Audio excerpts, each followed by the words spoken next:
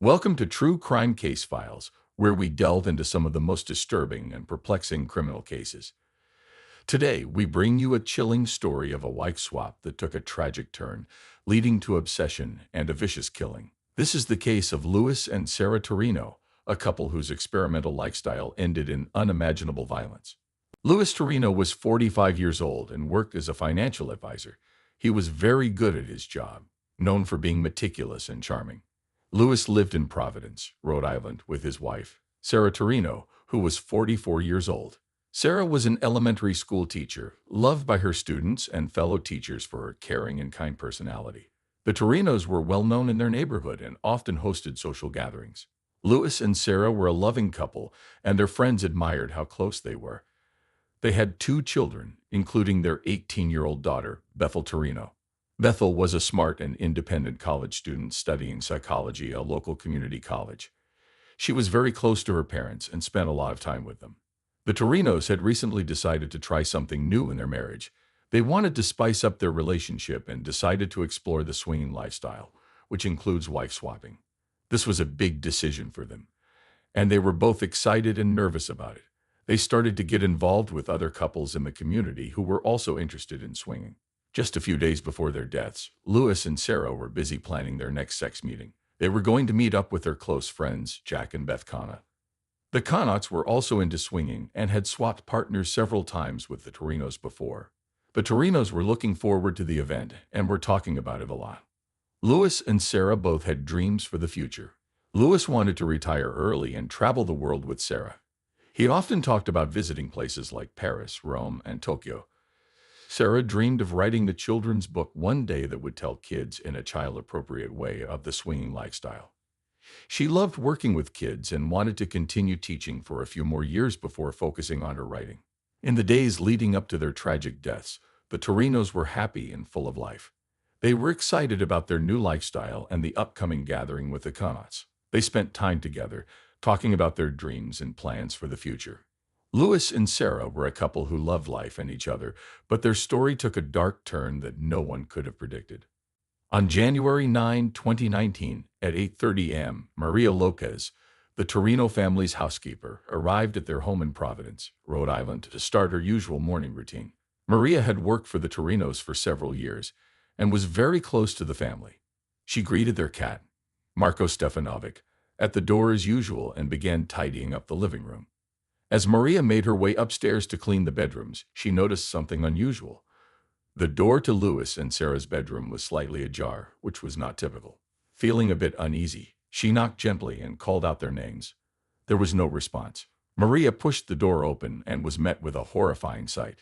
Louis and Sarah Torino were lying naked on their bed, brutally stabbed to death. Their faces were mutilated beyond recognition, and the sheets were soaked in blood. Maria gasped in shock and stumbled back, her heart racing. She quickly pulled out her cell phone and dialed 911, her hands trembling. The 911 operator answered, and Maria struggled to find her voice. "Help, please. They is dead. Hay mucho sangre," she cried. The operator tried to calm her down and asked for the address. Maria gave the address and explained that the victims were her employers, Louis and Sarah Torino. While waiting for the police to arrive, Maria ran downstairs and out of the house, unable to bear the sight of the crime scene. She stood in the driveway, shaking and crying. Neighbors, seeing her distress, came over to ask what was wrong, and she told them about the horrible discovery. At 8:45 a.m., the first police officers arrived at the Torino residence. They quickly secured the scene and began their investigation. They spoke with Maria, who was still visibly shaken. She described finding the bodies and her immediate reaction. They gently reassured her and thanked her for her help. The police then escorted Maria to a neighbor's house to rest and recover from the shock. The news of the murders spread quickly. Local media outlets, including the Providence Journal and TV stations like WBRI and NBC10, covered the story extensively. People in the community were horrified, saddened, and mystified by the tragic deaths of Louis and Sarah Torino. On January 9, 2019, at 8:45 a.m., the Providence police arrived at the Torino residence. The first responders quickly secured the area and called in the detectives. Detective Mark Simmons and his partner, Detective Lisa Chen, were on the scene within minutes. They were known for their dedication and thorough approach to solving crimes.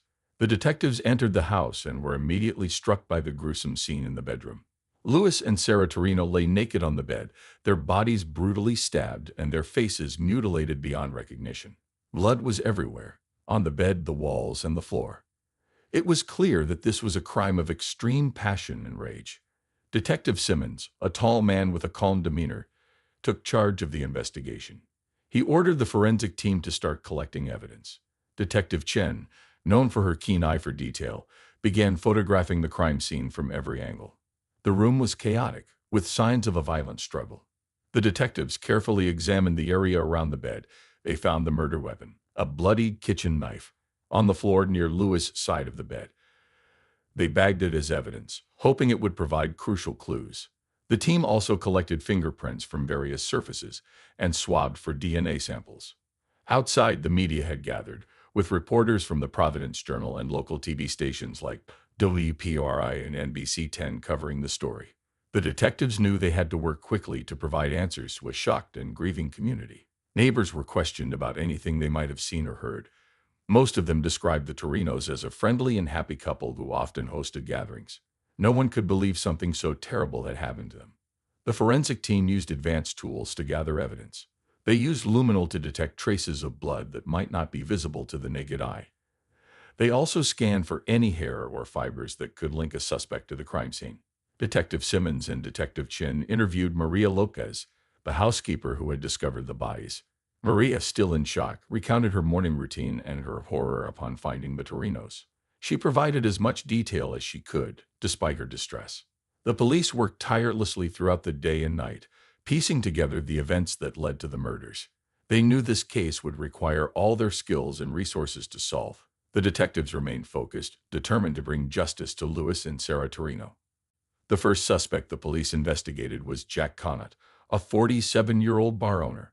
Jack was known in Providence for running a popular local bar called Jack's Place, which was frequented by many in the community. He was married to Beth Connaught, and the couple was known to participate as self-described experts in the swinging lifestyle. Jack's friends described him as quiet and reserved, often keeping to himself. Despite his calm exterior, he was known to be somewhat introverted and prone to jealousy. Jack and Beth had agreed to swap partners with the Torinos, making Jack a key person of interest in the investigation. On the night of the murders, Jack had been at his bar. The police interviewed him there on January 10, 2019, the day after the bodies were found. Jack's demeanor during the interrogation was calm, but there was a noticeable tension in his voice. Detective Simmons and Detective Chen questioned Jack about his relationship with the Torinos and his whereabouts on the night of January 8, 2019. Jack explained that he had been at his bar all night, a statement that his employees later corroborated. Surveillance footage from Jack's place confirmed his presence there until closing time, around 2:00 a.m. Despite his alibi, the detectives pressed Jack about his feelings towards the Torinos. They wanted to know if there had been any recent conflicts or tensions, especially given the intimate nature of their relationships. Jack admitted that he sometimes felt jealous of all the sex Beth was having with other people, but he denied any ill will towards Louis and Sarah. The detectives also asked Jack if he had noticed any unusual behavior from Beth or if she had mentioned any plans to meet with the Torinos. Jack insisted that he had no idea anything was wrong and that Beth had not mentioned anything out of the ordinary. Throughout the interrogation, Jack remained composed but visibly anxious. He repeatedly asserted his innocence and expressed shock and sadness over the Torinos' deaths. The detectives noted his reactions and body language, looking for any signs of deceit. While Jack's alibi seemed solid, the police continued to scrutinize his actions and statements. They knew that in cases like this, even the smallest detail could be crucial. As the investigation progressed, the detectives remained cautious, keeping all possibilities open while they gathered more evidence and interviewed other suspects. The second suspect in the investigation was Beth Connaught, a 40-year-old professor of shamanism at the Rhode Island School of Design. Beth was known for her outgoing and persuasive nature. She was the more dominant partner in her marriage to Jack and was very interested in the swinging lifestyle, including swapping partners with both men and women. Beth was often the life of the party, charismatic and charming, but she also had a powerful and controlling nature which had caused tension in her marriage. The police brought Beth in for questioning on January 11, 2019, 2 days after the discovery of the bodies. Detective Simmons and Detective Chin led the interrogation. asking Beth about her relationship with the Torinos and her activities on the night of the murders. Beth admitted that she and Jack had an open relationship and had swapped partners with the Torinos several times. Beth's alibi for the night of January 8, 2019 was that she was home alone, reading and grading papers. She seemed confident but defensive during the questioning. The detectives pressed her on her feelings towards the Torinos, especially considering her attraction to their 18-year-old daughter, Bethel, something Jack had told them about.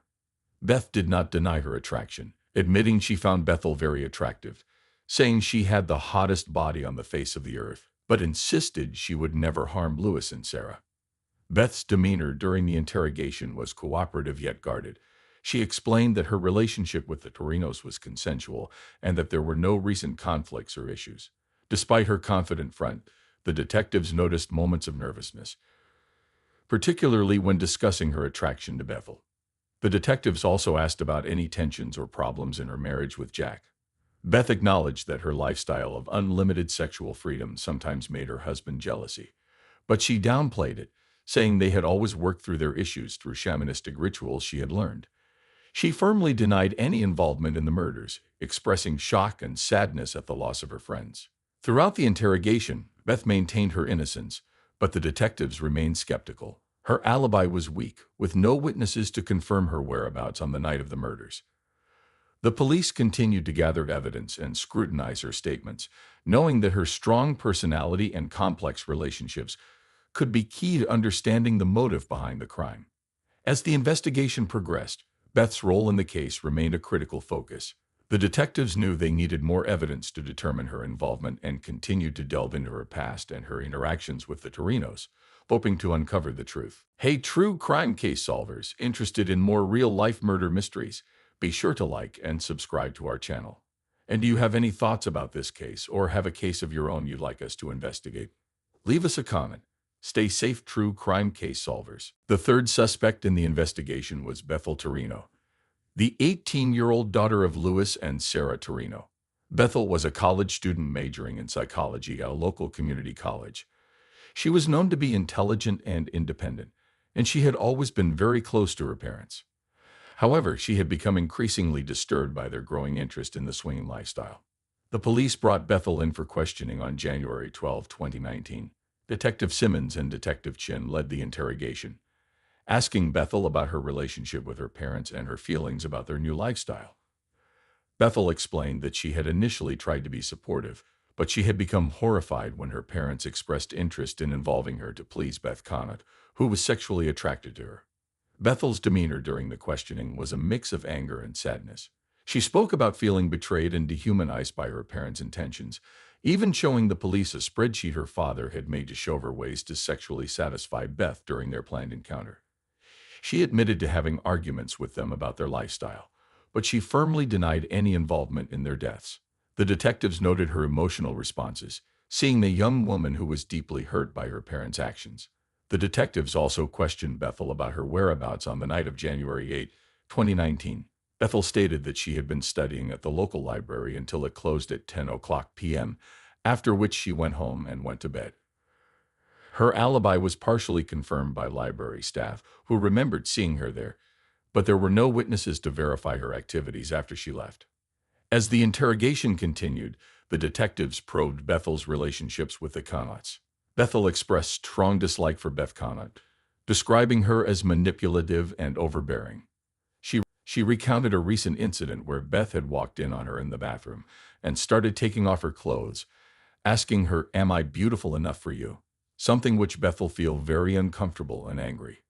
Bethel's emotions ran high during the questioning, but she consistently maintained her innocence. She spoke about her dreams of becoming a psychologist and helping others, a stark contrast to the violent crime she was being questioned about. Despite her strong denials, the detectives remained cautious, knowing that strong emotions and family tensions could be a powerful motive. The investigation into Bethel continued, with the detectives carefully analyzing her statements and looking for any inconsistencies. They knew that understanding her true feelings and actions was crucial to solving the case. Bethel's role in the tragic events of January 8 remained uncertain, but the detectives were determined to uncover the truth. On January 20, 2019, at 9:00 a.m., Detective Lisa Chen received a call that new evidence had been found. It was a cold, snowy morning in Providence, and the detectives were eager for a break in the case. The call came from a jogger who had been running through a nearby park when he stumbled upon something unusual. Under a bush, partially covered by snow, he found a blood-stained jacket. Detectives Simmons and Chen quickly arrived at the scene. The jacket was carefully bagged and sent to the forensics lab for analysis. The detectives spoke with the jogger, who explained how he found the jacket. He seemed calm, but a bit shaken by his discovery. The detectives thanked him for his help and assured him they would follow up on this new lead. At the forensics lab, technicians worked swiftly to examine the jacket. They found traces of blood that matched the DNA of Louis and Sarah Torino. This was a significant breakthrough. Inside one of the jacket pockets, they discovered a crumpled piece of paper. It was a receipt from a local gas station, dated January 8, 2019, at 11:30 p.m., just a few hours before the murders. Detective Chen reviewed surveillance footage from the gas station. The video showed Bethel Torino purchasing gas and snacks. This placed her out and about late on the night of the murders, casting doubt on her alibi. The detectives knew they needed to speak with Bethel again. Bethel was brought in for another round of questioning. When confronted with the evidence, her demeanor changed. She became more defensive and agitated. Bethel insisted that she had gone for a drive to clear her head and had nothing to do with the murders. However, the detectives pressed her on the details, and she struggled to maintain her story. The new evidence also led the detectives to re-examine the crime scene. They found a set of footprints in the backyard that matched the soles of Bethel's boots. This further connected her to the scene on the night of the murders. Detective Simmons and Chen knew they were getting closer to the truth. The investigation continued. The police remained focused on the evidence. They knew that every detail mattered. The jacket, the receipt, and the footprints were all pieces of a puzzle that they were determined to solve. The detectives worked tirelessly, knowing that justice for Louis and Sarah Torino depended on their efforts. On January 22, 2019, at 10 o'clock a.m., the police were confident they had found the murderer. After gathering crucial evidence, including the blood-stained jacket and surveillance footage, detectives believed Bethel Torino, the 18-year-old daughter of Louis and Sarah Torino, was responsible for their deaths. Bethel was an intelligent and independent young woman, studying psychology at a local community college. She had always been close to her parents, but had grown increasingly disturbed by their new interest in the swinging lifestyle. The breaking point came when she discovered their plans to please Beth Connor, who desperately wanted to have sex with her. Her father even gave her a spreadsheet showing all the methods she could use to sexually please Beth. Bethel felt disgusted, betrayed, and dehumanized, which led to a heated confrontation on the night of January 8, 2019.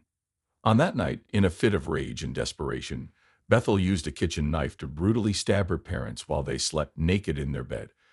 The scene in the bedroom showed the intensity of her anger, with their faces mutilated beyond recognition. It was a crime driven by a twisted sense of self-protection and rage.